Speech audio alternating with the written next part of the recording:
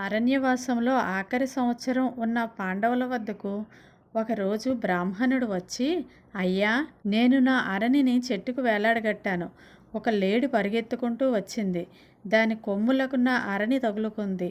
ఆ లేడి నా అరణితో పాటు పారిపోయింది. దయచేసి నా అరణిని నాకు తెచ్చి ఇవ్వండి అని ధర్మరాజును అడిగాడు. ధర్మరాజు విల్లంబులు పట్టుకొని తమ్ములతో ఆ లేడిని వెంబడించాడు. కానీ అతను వేసిన బాణములో ఒక్కటి కూడా ఆ లేడికి తగలలేదు. అలా కొంత దూరం ఆ లేడి పరిగెత్తి మాయమైపోయింది. పాండవులు అలసిపోయి ఒక చెట్టు క్రింద విశ్రాంతి తీసుకుంటున్నారు. అప్పుడు నకులుడు ధర్మరాజును చూసి, అన్నయ్య, మనం ఉన్నత వంశంలో పుట్టాము, ధర్మశాస్త్రాలు చదువుకున్నాము, అందరి ఎడలా కరుణ కలిగి ఉన్నాము. కానీ ఇంతటి దుర్గతి రావడానికి కారణం ఏమిటి అని అడిగాడు. అప్పుడు ధర్మరాజు నవ్వి, నకుల, సుఖం కానీ దుఃఖం కానీ మనకు కలగడానికి గల కారణం మనం చేసుకున్న కర్మే, వేరే ఏమీ కాదు అన్నాడు.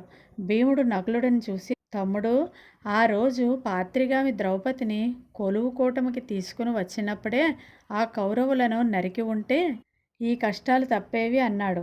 నకులుడు, అన్నయ్య భీమా, అదియును కాక ఆ రోజు కర్ణుడు కొలువులో పలికిన మాటలకు మనం ఆగ్రహించక ఇలా పిరికివారి వలె అడవులకు వచ్చాము, అదే కారణం అన్నాడు.